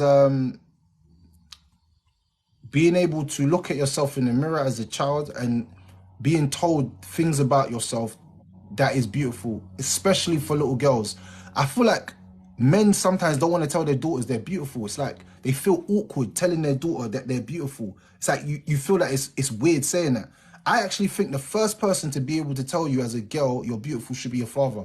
So that when you go out into the world and someone says, oh, you're beautiful, it doesn't make you blush and fall over head over heels. It still will, but not as much. Imagine your father's never told you that you're beautiful. He just said you're ugly your whole life. Oh, yeah. You walk That's outside, going to one, ruin you because then you'll go towards men that do that to you and you'll be like, oh, this is love. No, it's not. Just because your daddy did that to you doesn't mean that that's what you're going to accept from men in the future. But it happens all the time. that's an important thing that you instill confidence into your son. And like you see, my dad called me fat, and you see how she remembers that. You see that you see how she remembers that. Yeah. You see how that sticks in her minds because we remember the negative that they done to us. But if you would have said to her, "Oh, your shape is beautiful, is amazing," she would have remembered that. But she would remember, yeah, I'm fat. So now she's self-conscious of herself, and that destroys your self-esteem. And this is why I said, do you not remember? I said the words that you say to your children are more powerful than anything. So the words that you utter to your child is so powerful, so powerful. Children remember things from when they're all 30, 40 years old. They'll still remember things that you said to them. My words are weapons. Yeah. So if you're not careful, then weapons can be weapons of mass destruction. For your child's self-esteem. So you really got to be careful. So yeah, nurturing self-esteem and self-worth is about making them take care of themselves, making them learn how to clip their nails and stuff like that. You know what I'm saying? Having long nails and it's just not clean and all that stuff, you know what I'm saying? How long do people think it takes to get over? Like, so say Boss Bitch said in the comments that you shared with us that your dad called you fat. How long did it take you, or are you still growing through that? Have you come to a point now where you're able to put those thoughts away, or do you look in the mirror and hear that voice still now? I And don't how do know. we work through that as people? Like, Scarlett, I mean, as a woman, what do you think of you growing up? I've got a couple of things in my head that people used to sort of like pick on me for. They used to say I look like a boy. I was obsessed with this thing. My mum used to cut my hair short as well as a punishment, which was really bizarre. And then I'd be terrified to go to the park, say, "You look like a fucking boy, mate. You're a boy, or go away." It was so annoying. And now I'm older. Isn't it funny? I dress like a bloke quite often. I dress like a boy. And so for me, I'm like trying to get still in my big 30s, I'm still trying to figure out how to love myself in a dress, bro. I can't go shopping on my own. I need like another woman to come and help me. Like, what goes with what da da da da. Because I spent my childhood being told, "Well, you look like a boy," so I just, but Yeah. bitch, I'll be that. You know what I mean?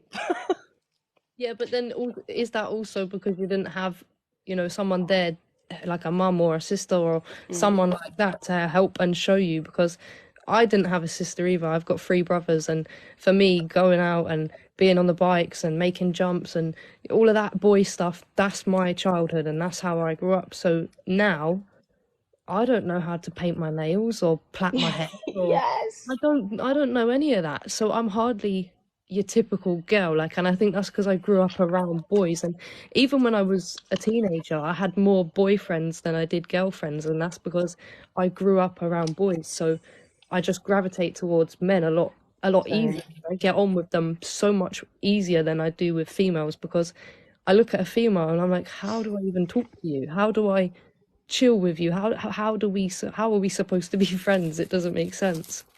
So Yeah, that I might be know. part of it as well. How do we get through it? How do we get through it? What have I done? Tell you what I have done recently is I've met older ladies, and I feel like with my mummy issues, that kind of that older presence in my life. There's a couple of ladies, I don't know if either of you are in here, but you'll know who you are, that have been holding me up just since I've come on this app because there's been loads of fucking gone. And they were the ones that are reminding me, no, you are amazing, you are talented. Growing up, I was always good at music. No one ever cared. But to have now people telling me, oh, you're amazing at music, you're so talented, you're a wonderful, intelligent person. It's my inner child, I can feel her feeling a hug. And like honestly, I can feel her slowly building herself up. All ages down the line. But it's that I've gone out and I've tried to seek out women that have got more life experience than me and that can offer me Assalamu alaikum. guidance as well. Salam. Yeah, go on. Sorry, break the beat. Go on, keep That's all right. speaking. We've got Dice in the chat. Let me up so I can give you a lot game. Go on. Yeah, no, you guys, you women, you guys need a lot of discipline, to be honest. Okay, think what There's kind a of lot of things discipline? you guys do in that part. No, give him the rope to hang himself. Let him talk. What discipline, darling? Okay, first of all, let me get your age real quick. Break the beat. Wait. Hold on. Wait. No. Guys, you said Yeah, let what's me up, up brother? so I can give you a lot of game, yeah? I'm gonna be very Yeah. respectful, my brother, yeah? The conversation that we're Yeah. having is about positive parenting. Yeah. Okay. So here's the game, right? Mm. You guys have baby fathers? Do No, you? don't laugh. Listen. No, Listen darling. to what Have you been in the about to say. conversation, sweetheart? Yeah. Okay. Listen, So I'm what's the game that asking. you've got to offer us without offering us questions? You said you had statements. Okay. So, do you have baby dad? Yes or no? Yes or no? What relevance has I that just question? told you statements, not questions, sweetheart. I'm about to tell you what's up. I'm gonna Okay, well, tell it doesn't you. matter. There's I'm gonna people in the tell chat that you have got where. baby dads. There are people in the world of baby dads, so someone's listening, so carry on. Yeah, sorry. Let's go back to our conversation, please. I'm not no, because you know what? A lot of times what I do is I get derailed by people that come in and they derail me from my positive conversations, and then I'm on a negative.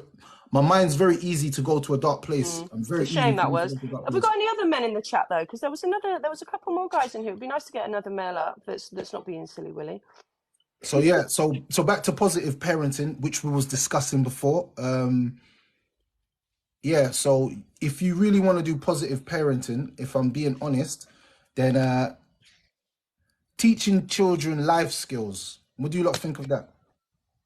What is an important life skill to be learning? Yeah, from your parent. What is one of the one things that you didn't learn that you wish you had of, guys, in the comments and everyone here? That's a nice one. I think for me, it's that my child can come to me for anything. As long as he knows that, then we're good. As long as we can discuss everything, or, if he feels like he needs to talk to somebody and I'm that first person or that second person, then I'm good. So that communication for me is priority. I don't care about much else. Fig's podcast said finance. Big one. That's what I'm saying about here's 20p if you get the broom and you sweep a bit, mate. And that's like starting with 5. Boss B said how to love myself more. Oh, that's deep. Someone said kindness. Ooh, that's a deep one, you know. Because imagine growing up in the house and you don't feel like there's kindness there. Well, yeah. Oh, Mummy in the jar said that. And someone said, I think it starts from manners and respect. A lot of children don't have that anymore. I say this comes back to the rough and tumble play because you see in the school playground, you are not allowed to have a little scrap. But I think for a lot of children, that is a really important part of learning where the boundary is. Because you will figure it out eventually. You're always going to meet someone bigger and badder. Now, if you do that before you're 10, the chances of you going out there and being a bolshy Wally are much smaller because you get boundaries a little bit more. You understand physical boundaries as well, and arguments like conflict resolution. You need to understand that from a young age, and we're stopping our children from being able to figure out from playtime how to conflict resolve. Yeah. Mm, yeah. Conflict I'd resolution, say also, one of the most yeah. important ones. Sorry, my brother. Go ahead. Sorry, my brother. No, I was just going to say, yeah, absolutely. Conflict resolution is, I mean, it's a skill, isn't it? It's one of those things that helps you navigate Mm. life, the workplace, and you know, and just human interaction, because it's easy to take a comment, especially in this day and age when people are triggered so easily, and on apps like this, unfortunately, it's easy to take a comment and, you know, you mean it innocently, but someone gets triggered or takes it sideways, and before you know it, you know, you're in a full argument and you don't know how you got there. So it's important to kind of be able to diffuse a situation. It's important to be able to pour some water on a, you know, on a raging fire, because things can get out of control, and that is one of the best life skills that you can definitely have. And another thing, one thing that I'd say is that actually active listening. Listen to your child, because you know what, sometimes they come out, we dismiss everything that child says because we think, you know what, you've got no experience, you've got no knowledge. That's so No, true. some Yeah, of you the go, things yeah, that yeah, yeah, some of the things they come out with are so deep. It's only when you sit down and think about it and you think, man, he's right. And I've It bust actually me. learned something from my Mm, kid. mm. And because they see things different, they process things differently. And in some ways it comes from a place of purity. They're kind of unmuddied by the dunya, right? They're kind of marked or unblemished.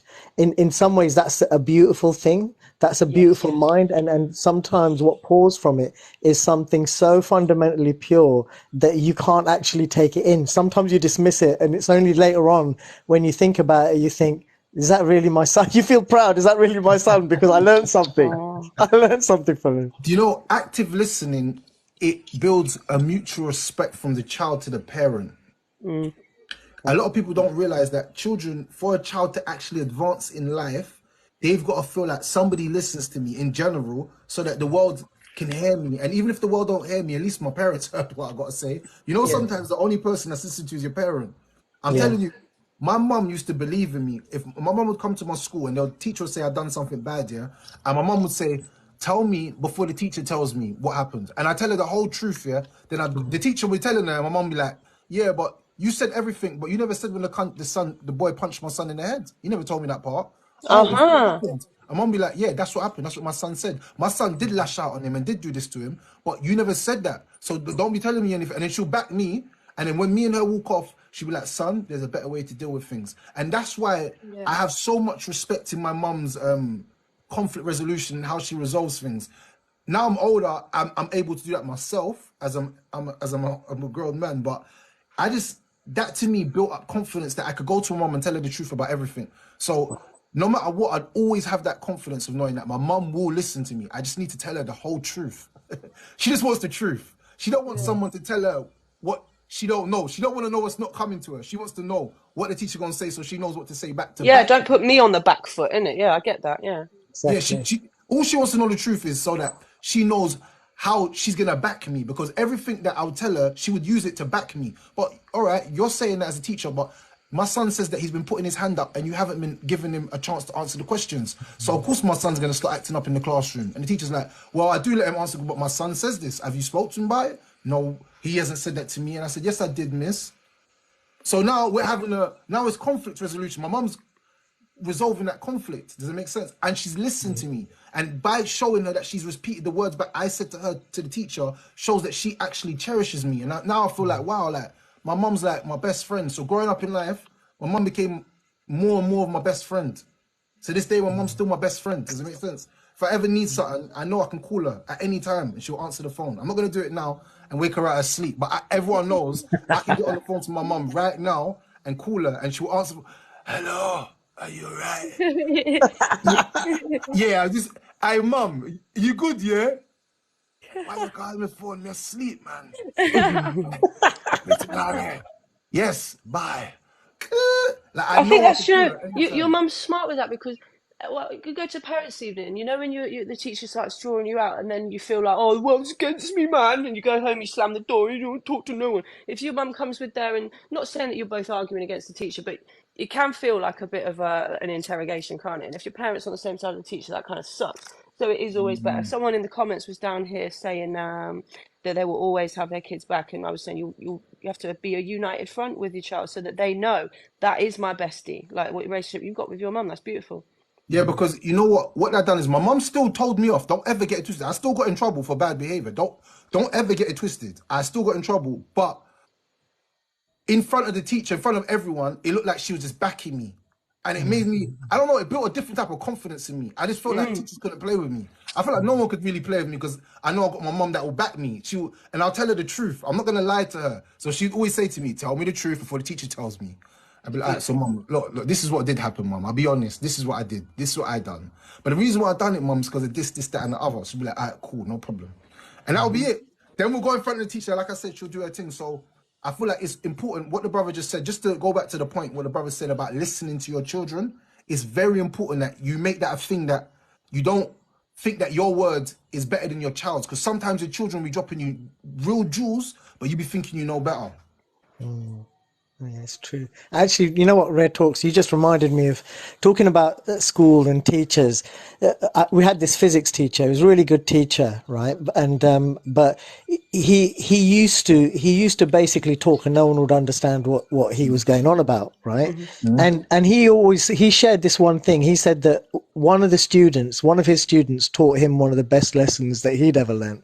And the student basically put his hand up, got frustrated with the teacher, and you know, the teacher said, "What's the problem? I'm listening." And the student says, "No, you're not." The student said, "When you look at me, you don't see me.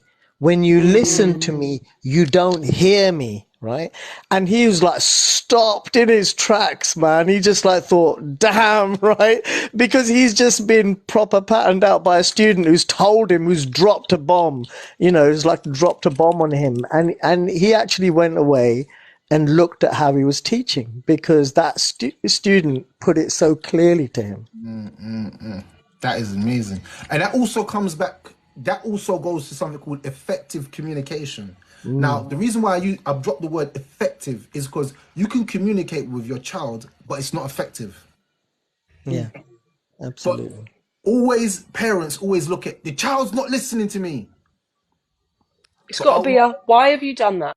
Okay, we're not angry. Why have you done that? What was the motivation? Okay, what went wrong? Let's clean it up together, and what can we do differently next time? If you don't have that conversation, you're going to repeat the cycle over and over again. You end up shouting, and it goes nowhere. Literally. and What's you the see when age you do you listen, guys think that you can start doing that, would you say? What age can you actually start? Because theory of mind for children comes in at about age 8, but I would argue that some children, it comes in earlier, depending on the environment, nature, nurture, all of that. What age do you believe that we can get down with our children to their level and discuss Well, what's just happened? I always I do remember. it I, now with my I 2-year-old. I do it already. Good, good. that's good. that And is he good. doesn't even speak back, so I'm literally but this is what I've been told to do because he does understand. And obviously me talking to him is helping him. So the whole time and he's 2, so if he already knows what I'm talking about, then it's only going to help him in the future. Have you had the terrible twos though, Scarlett, with him? Have you had that? Have you had the testing of the Well, boundaries and all that? he's autistic, so it's it started a long Oh, time ago. I think he's always been a bit crazy and a bit just But we're a bit wah, we're a bit unsettled. wah. It's just different, isn't it? And do you know what I think, you yeah. guys? I would love to know about your journey, Scarlett, as you go forward, because with autism, that's very close to my heart. And I was a very quiet child. I wasn't nonverbal, but I was extremely quiet. But I understood everything on a Yeah. high level, and that made me super, super anxious growing up. So continue doing what you're doing, and I bet you've got a secret language that only you and him know, huh? Even if it's just a little twink of the eye, you know what it Yeah, means, huh? Shout absolutely. out to Katie. I Yeah, of seen course you. he knows, and I know, and it's he's brilliant. He is literally my best friend as well as my son, and kids are just amazing. I swear they're amazing. They got that theta brainwave, guys. Does everyone know about the fact that before they're about 10, children are jumping off tables pretending to be Superman? That's because they're actually they actually feel like they are Superman because the theta Yeah. brainwaves, we don't have them in adulthood because of what we're fed and whatever I've else. seen that. But I when it's you see kids doing imagination. that, and that's wild when you see children doing that. Because I'm like, bro, you're gonna hurt yourself, and it's like they don't care. Yeah, Yes. it's true. No sense of danger It's true. whatsoever. Just I, fun. do you know But what? I doesn't used that to make jump you off that doesn't that table make you too. feel young again? Like that they don't like they're not worried about bills, they ain't worried about electric, they ain't worried about gas. All they're worried about is just having fun. Like it just doesn't that like that gives you that youthfulness in your life again. Because as you get older, sometimes your life can like slow down, you can get a little bored of life. And you're like, you just do the same routine, you're so safe. And you see this crazy child running through the house on a scooter, hitting the wall and dropping off, and he's laughing. And you're like, what are you Yeah. doing? You know what I'm You saying? know, So we're talking about positive parenting. I can remember this reminds me of negative parenting because I was that kid that jumped off the kitchen table, right? But I jumped into my mum's slipper, who she slapped me back up onto it. You know what I mean? Yeah, literally. So yeah, effective communication is enhancing parent-child and communications to understanding, active listening, and open dialogue. Active listening and open dialogue. So when you speak to the child, you speak to them. You come down to the level, speak to them. I didn't like what you did. Can you not do that again? Don't let the child just walk off. Say, do you understand? Yeah. And nod. That's Don't just like, important. yeah, and then you just walk off angry. That's not helping the child. You need to get that. Even if they look down and they're not making eye contact. I like eye contact because I feel like eye contact shows me that you're listening. I don't know. Yeah. I don't know. But not every child, like I said, some children might be autistic, so they might not want to make eye contact, but they're hearing everything that you're saying, just they're not responding in the way that you want to. So, yeah, man, For effective me, with eye communication. contact, Scarlett, I wonder if you've noticed this yet. Sometimes I won't make eye contact with you, but then if I do, I'm like staring and I've got Yeah. no chill. It's one or the other. I can't look at you, or I'm like, whoa, right next to your face, staring like, oh, come on, I want to see your soul. Yeah. Light switches on or it's off, innit? Yeah. That's what it is. Literally. I get it. Yeah, No. so that's it, man. This has been a Yeah, lovely live, guys. I'm glad I popped in because I was really trying to just have a little chill from TikTok for a bit. But this is the kind of conversations that I want to be seeing and I want to be having on here, man. No, this is positive. I Definitely. like it. It's yeah. You need to better have so. more.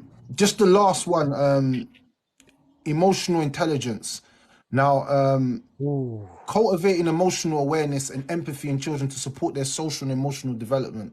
Now, when it comes to conflict resolution is not just being able to diffuse a hostile situation. We shouldn't always look at conflict resolution like that.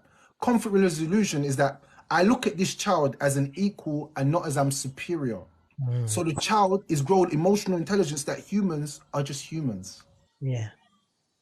That's how we build better children for the future and we destroy things like racism, tribalism, nationalism, that we're just all humans. You teach your child to be a good person to humanity. And I feel like that's something that in general that we don't teach our children. Like to just be good to people because you're a human being. If you see someone struggling, help them. That's conflict resolution as well, you know. Someone's beating up on another child, and your child's come over and said, "That's not nice what you done to him." That's conflict resolution as De-escalation, well, yeah. and that's teaching your child empathy as well. And then as he gets older, he doesn't want to see people be harmed, so he's always trying to help, in whichever capacity that is. He's always thinking of how can I help people. And a lot of us, we're not teaching our children this emotional intelligence because we feel like children are too young to understand that. Never be naive, you know. Children are more intelligent than you think they are. Clever. So Yes, intelligent. So emotional intelligence, teach your children how to not just do conflict resolution, but how to help people and social and emotional development. You know, if they see a child crying, I was this child that if I see a child crying or getting bullied, I'm the one that's gonna beat up the bully for you. You know how much bullies I beat up in school for the other kids, the vulnerable little kids. I had a friend called Craig, yeah, some white kid, yeah, and they always used to try and bully Craig, yeah. And I said, Craig one day was crying in the playground. I said, "Why are you crying, Craig?" He said, "Them man are cussing me that I can't play football." So I got the ball, I kicked the ball over the fence. I said, "No one's playing football if you think you're I playing love straight, yeah? that. Straight. Yeah, no one's playing football." And everyone's like, "Why are you doing that for?" I said, "You think you're gonna bully Craig? Because that's my friend. No one I bullies my love that. friend." And you know, Craig, to this day, yeah, I'm not gonna lie to you, lot. To this day, I see Craig. We're grown men then. You know what Craig says to me? I'll never forget that day you backed me in primary school. I'm like, raw. That was like, bro, that was like over something 30 something years ago. How do you remember that, bro? Positive PTSD. Look, you can't forget the emotional attachment. Exactly. It's beautiful. Definitely. Oh, And he was just my school friend. I didn't even remember that story. He reminded me of it. He's like, do you remember that time? And I'm like, and you know, I'm going back in my memory like, oh yeah. Yeah. I kicked the ball over. He's like, yeah, man, you backed me, man. And you know what? Craig's been always like a good friend to me. You know what I'm saying? He's always been like a good friend to me. Even though we grew up in different ways and stuff like that. Craig was always a good friend to me. And I always looked out for him. But that's what I'm trying to say about emotional intelligence. I saw that he was crying and it made me feel mad that I saw him crying. Like I just felt upset. How is he crying that these people are bullying him? Who do they think they are? How you bullying my You have a friend? strong sense of justice, you do. Remember the conversation we had the other day? Yeah. That's another tick on the box. Your strong sense of justice. Oh. But it's good to teach your children to do that as well and how to grow that.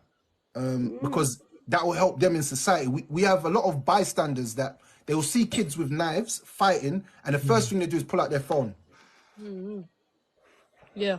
Yeah. They'll see someone have a car crash, and the first thing they do is pull out their phone. If I see you drop off a bike or have a car crash, the first thing in my heart is not recording. I'm running over to try and save your life. If I can, I can. If I can't, I can't. But I'm trying my hardest. There's no phone, there's no nothing. I'm thinking, if that was me, I need help. I don't need this. I don't need this in my face. You know what I'm saying? And I think a lot of people do that. And we need to be able to break them barriers with a lot of children. And that's the reason why other children are filming other children getting into fights and laughing at their friends for fighting. Instead of actually trying to stop them and make them come to some sort of resolution. So yeah, that's it, man. Positive parenting, man. Anyone else, any other questions, anything you want to say, please put it forth now. Yeah, I was just going to say that another thing is that I think with kids as well, I think even in the same kind of family, kids grow up arguing. It's the one thing that they it's all everything's a competition, right? So you have to win. You have to win at Ludo. You have to win at football. You have to win in an argument. You have to win to get your way, and this is the subtle thing that as kids grow older, you kind of need to teach them that you know what. It doesn't matter. It's if someone has a different point of view from you, accept it because it's there is no right or wrong in an argument. There's just different opinions, and it's okay to disagree. It's you can say that. You can in the middle of an argument, the most powerful thing that you can say is I agree to disagree. Because basically you're saying it's cool that you've got a different point of view. I don't agree with it. I have a different point of view, but you know what? It's not something that we're going to beat each other to death over. You know what I mean? It's not that deep. It just isn't.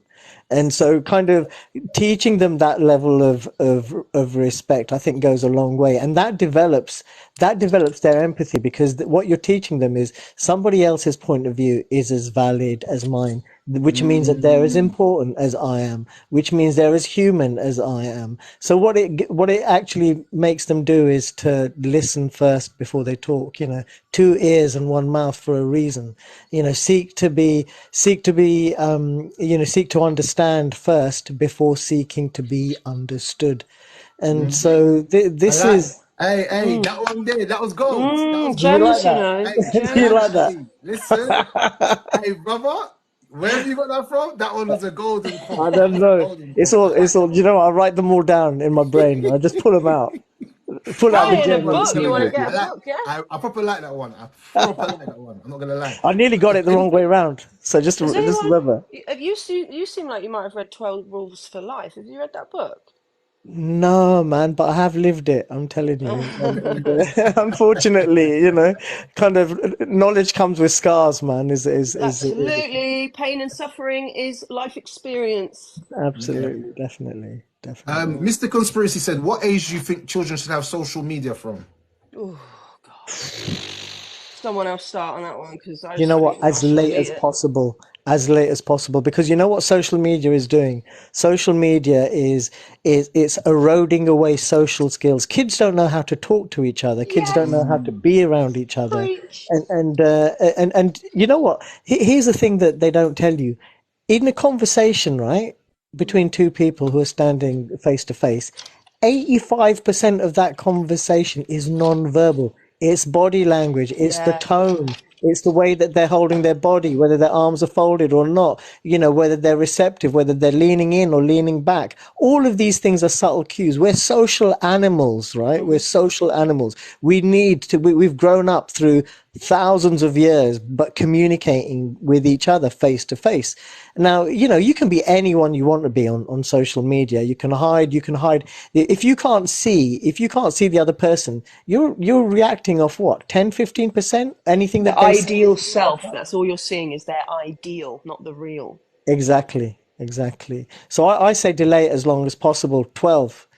If But you can then, get, do you know if what you, you if you do though can with get, that is you're cutting them off from the rest of the school. You see, this is the problem. If the rest of the blooming kids around them's got it, then they're left out and it becomes taboo and then they get sneaky. So it's like, I really feel like it's a spiritual warfare on parents right now. it And is. it's like, because you're seen as a nasty parent if you don't let your kid have Snapchat at 12.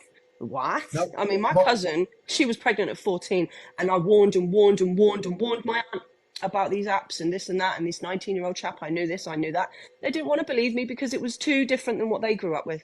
Someone's going to write a book one day and it's going to be called Snapchat Made Me Pregnant. Because I'm telling you, that app is not used for anything good. You know what I'm No, saying? it's I don't know not. anything good that's come out of that app. Trust me, man. Why would you create an app for children that has the disappearing messages? You're just creating it for people basically. It's like PAEDOs or whatever. You know what I'm saying? Like, how convenient. A message that disappears so parents can't check the chat. Yeah, Don't like definitely. it. do you know what? Yeah. When it comes to social media for children,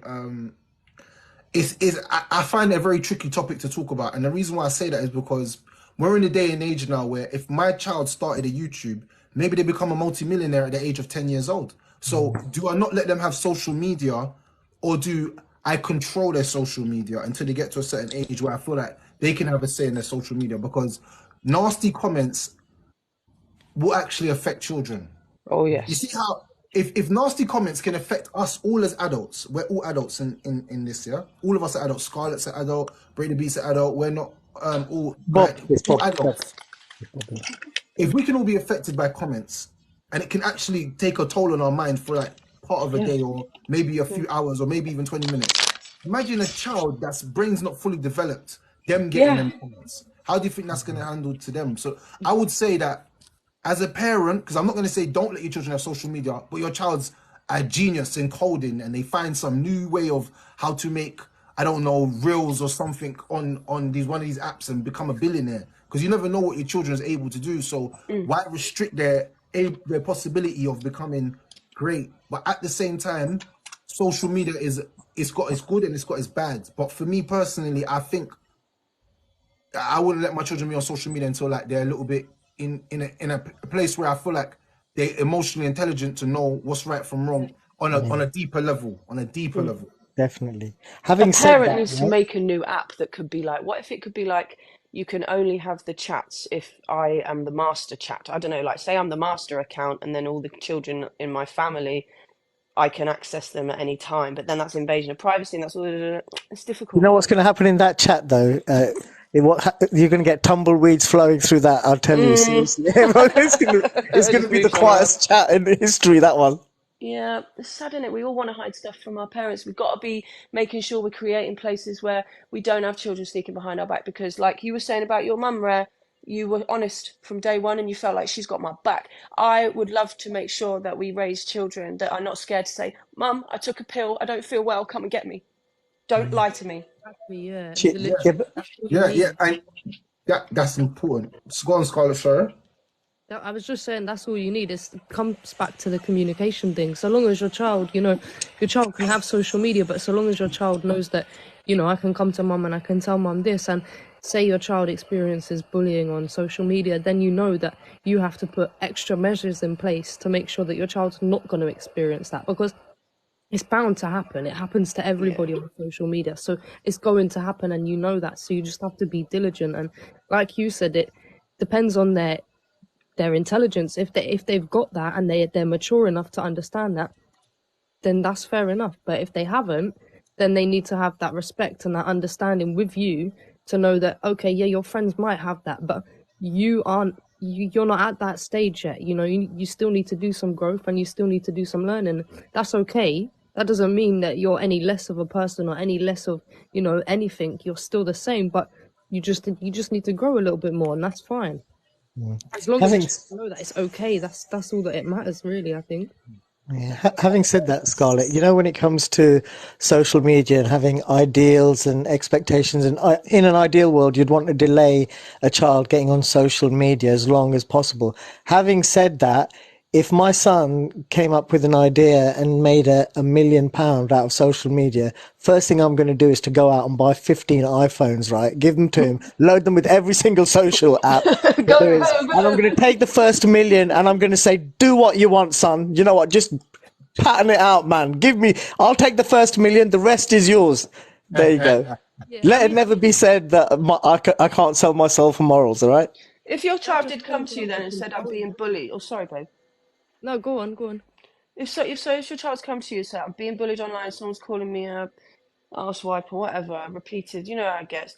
What do we say? What's our response? It's that's a reflection on them, and we have to instill in them that people that lash out like that are insecure, and it's a reflection of them and not you. All of those kind of things need to be reinforced over and over again as soon as they hit social media. It's don't give them TikTok and let them just sit there scrolling before they get on these apps.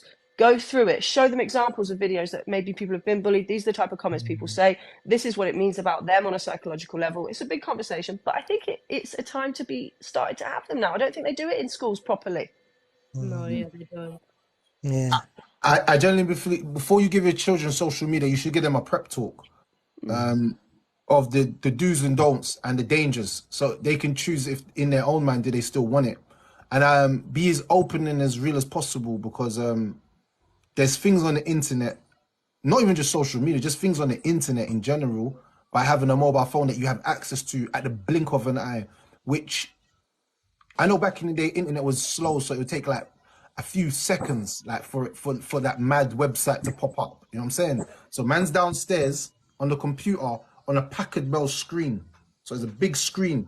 So man can't hide anything. If my mum walks past and looks at the screen, if I'm doing something mad, she'll see it. Nowadays, if you've got a mobile phone, you could be in your bedroom under your sheets. So it's good to teach your children all of the good and the bad. And I feel like a lot of parents, their children get to like 14, 15, and they're scared to talk about sex and talking about relationships. And it's taboo, you know what I'm saying? In some cultures and some people's families, to just have these kind of conversations. But if you're not, like I say, if you don't teach your children about sex education, the school will teach them, and the school ain't teaching them anything. All it's teaching them is to just do it, like Nike. That's all they're teaching them. This is how you put a condom on. Like that's not Yeah, trust teach me. me that. Teach me that I'm gonna be in love with someone, and that I have to be in love to actually feel like this and want to do anything. Yes. I have to feel love. What is love? And then try explain that to the children, and explain that there's more of a deeper connection, and it's bigger than this. And you know what I'm saying? It's not just, oh, she could get pregnant, so just put something on it, or take contraception, or you know what I'm saying? Because I remember in school that a girl at the age of 15, I don't know if they do this anymore, but she could get an abortion without her parents actually knowing. Yeah. When I was going to school, that was a thing. Yeah. You know what's funny? My son's got his biology exam tomorrow. I'm glad that he never asked me about sex education, because I would have just said, just go on Snapchat, innit? Oh, Dad of the Year goes to M's from the ends. Yo, she said children are learning too much too soon, and that is so accurate, bro. It scares me because, like, my little brother, I'll say he's 15 years younger than me. The things that he would come out with when my mum wasn't around, I'm like, whoa, what? I didn't know about that till I was 20. Who saw you that? And it is Snapchat. Definitely.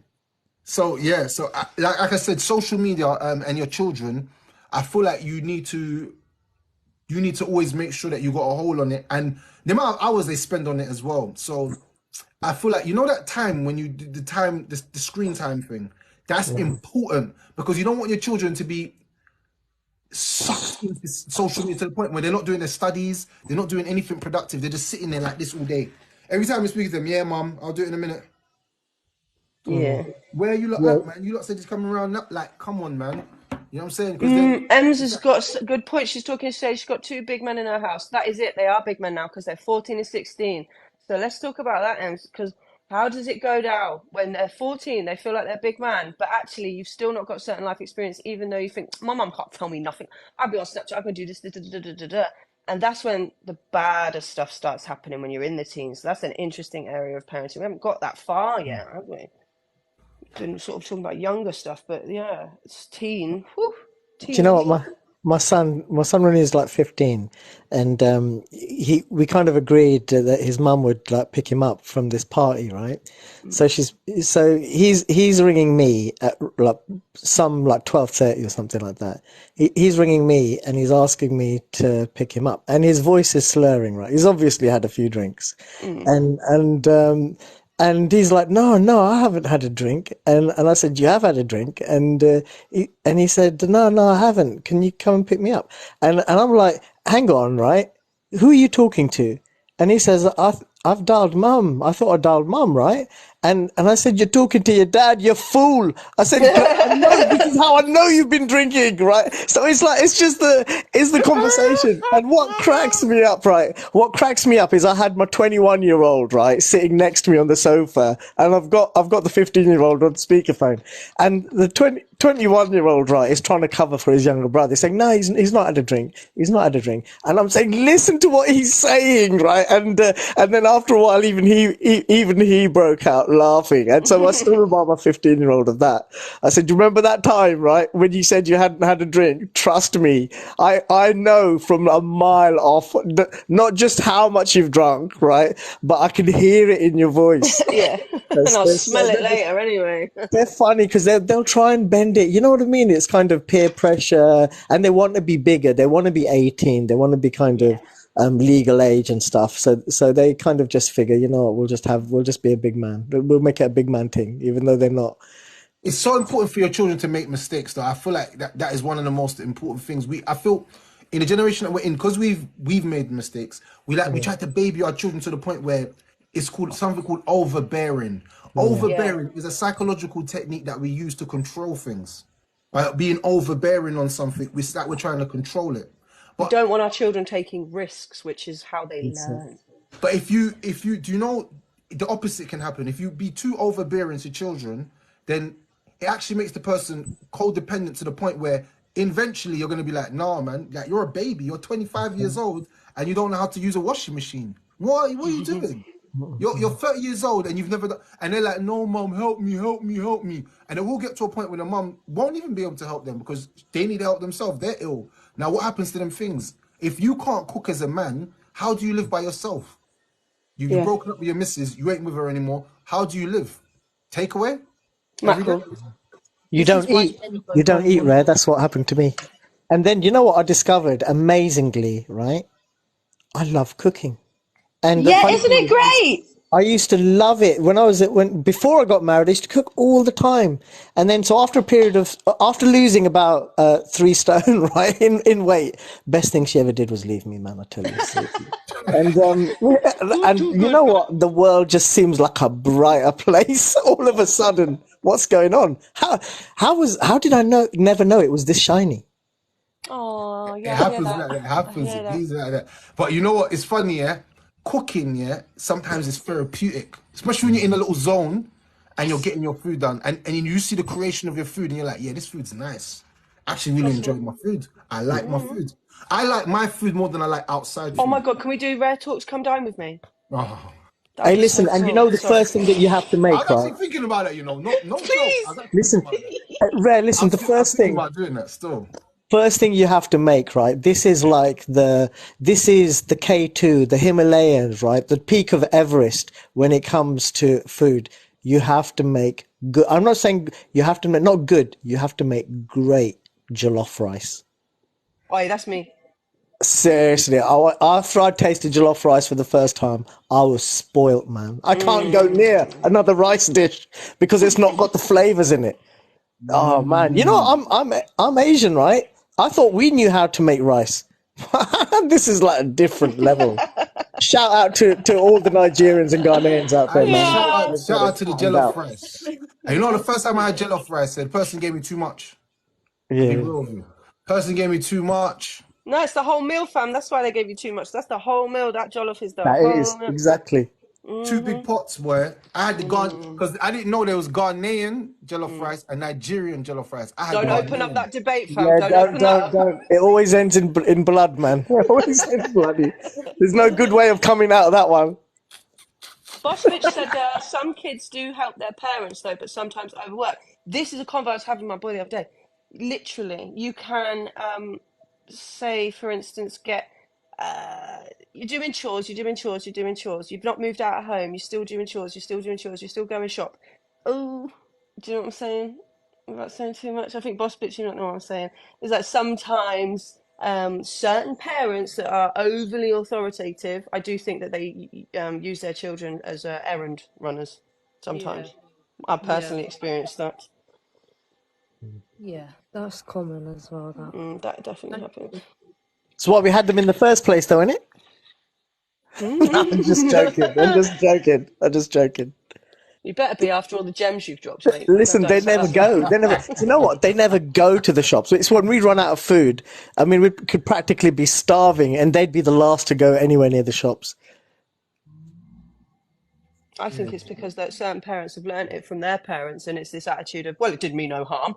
Well, it has actually, but you're not ready for that conversation. Yeah, it's true.